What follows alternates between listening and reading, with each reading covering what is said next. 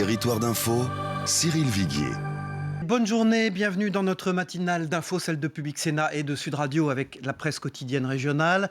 Aujourd'hui, notre invité, c'est Édouard Philippe. Bonjour. Bonjour. Vous êtes député maire du Havre et proche d'Alain Juppé. L'actualité de la nuit, c'est les États-Unis avec une surprise dans les camps républicains et démocrates. Trump est battu par Ted Cruz et c'est pas si facile pour Hillary Clinton qui gagne d'une courte tête. Est-ce que cela peut réserver des surprises à nos primaires à nous? Enfin, je veux dire vos primaires à vous.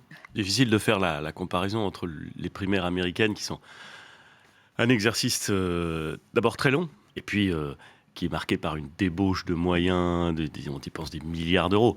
La primaire française, ce sera quelque chose de plus raisonnable, qui correspond mieux à notre génie national, si vous me passez cette expression, mais enfin qui intéressera plus de 3 à 4 millions de personnes. Et j'espère qu'à la fois ça réservera un bon débat sur le fond, parce que c'est essentiel, et puis que ça permettra de choisir, si j'osais, je dirais le meilleur d'entre nous, mais en tout cas de choisir le meilleur. Alors, avant les primaires, il y a 2 jours l'élection des présidents de Fédération des Républicains. Hier, à votre place, Valérie Debord, porte-parole du parti, a dit que la plupart des fédérations étaient sarkozystes, que Nicolas Sarkozy était le parti. Pensez-vous qu'Alain Juppé puisse gagner la primaire sans le parti ? Je ne sais pas si Nicolas Sarkozy est le parti et si le parti est Nicolas Sarkozy. Je ne sais pas. Je lui laisse la responsabilité de ses propos. J'observe que dans beaucoup d'endroits, c'était pas la grille de lecture sarkozyste contre filloniste, filloniste contre le mériste contre le juppéiste qui était la bonne grille de lecture. C'était simplement la personnalité qui, sur le terrain, avait le plus de soutien. Je vais vous en donner un exemple, qui est un exemple très simple. En Seine-Maritime. En Seine-Maritime, c'est Antoine Rufenacht qui a été élu président de la fédération. Antoine Rufenacht, c'est l'ancien maire du Havre, c'est mon prédécesseur, il soutient Nicolas Sarkozy. Personne ne s'est présenté contre lui. Et moi, j'ai voté des 2 mains pour Antoine Rufenacht. Donc voilà. Donc est-ce que c'était la bonne grille de lecture ? Peut-être. Je comprends que Valérie Debord la développe. Oui, ça, je la comprends assez bien. On est au mois de février, l'élection des primaires, c'est en novembre. Comment, à partir de maintenant, vous pourriez définir un peu la campagne d'Alain Juppé ? Comment va-t-il se singulariser par rapport à ses concurrents ? Et quel serait son timing idéal ? Je comprends que vous posiez la question, mais j'aimerais que vous compreniez qu'il ne se la pose pas lui.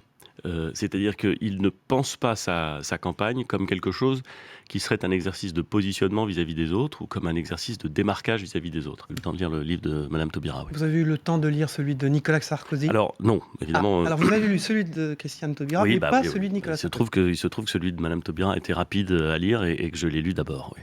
Est-ce que vous considérez que Nicolas Sarkozy est déjà en campagne ? Parce qu'il fait la promotion de son ouvrage, il va à la rencontre des Français sur le terrain, le tout avec l'argent du parti. Est-ce que pour vous, les juppéistes, c'est pas un sujet, ça ? Mais c'est pas un sujet. Et évidemment, il est en campagne. Arrêtons de raconter n'importe quoi.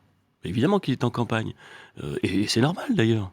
Personne ne lui conteste le droit d'être en campagne. Mais est-ce qu'il ne devrait pas le dire, franchement ? Il fait ce qu'il veut. Oui. Il fait ce qu'il veut. S'il a envie de dire qu'il est en campagne, il dit qu'il est en campagne. Et puis s'il a envie de dire qu'il n'est pas en campagne, il dit qu'il n'est pas en campagne. Mais ce que j'observe, c'est qu'il est en campagne. Et l'utilisation de l'argent des Républicains pour se il est président du parti, il utilise les moyens du parti. On le sait. Ça vous gêne pas ?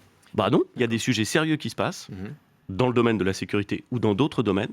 Et depuis le mois de décembre, le débat public sature de cette question de la déchéance de nationalité. J'ai dit ce qu'il en était s'agissant de moi. Je pense que la constitutionnalisation de l'état d'urgence n'a aucun intérêt. La loi de 1955, modifiée, nous l'avons modifiée, je l'ai votée d'ailleurs, modifiée au mois de décembre, au mois de novembre même, a été validée par le Conseil constitutionnel. On peut donc appliquer aujourd'hui, sans aucun problème, les mesures de l'état d'urgence. Pourquoi le mettre dans la Constitution ? Vous ne savez pas, moi non plus, ça ne sert à rien. Deuxième chose, la déchéance de nationalité. Tout le monde s'accorde pour dire que ça n'a aucune espèce d'intérêt opérationnel dans la lutte contre le terrorisme ou dans la lutte pour la sécurité des Français. Ça ne sert à rien. C'est un symbole et c'est un mauvais symbole. En tout état de cause, si vous me posez la question, moi je ne voterai pas ce texte. Je n'ai pas pris mon billet de train pour aller à Versailles. Je ne suis pas sûr que nous irons à Versailles. Les gens qui bénéficient de l'assurance chômage sont les gens qui ont cotisé à l'assurance chômage. Donc c'est un système d'assurance. Je le redis parce que c'est pas l'aumône, c'est l'assurance chômage. Et j'ai toujours pensé qu'un système d'indemnisation dégressive était une bonne idée. Mais elle ne suffit pas. et il faut voir comment est-ce qu'on l'applique. Merci Édouard Philippe. Juste une petite question normande. Le président de la région, Hervé Morin, devant des journalistes, a lâché qu'il faisait le pari que ce serait François Fillon, le prochain président. C'est la grande entente en Normandie.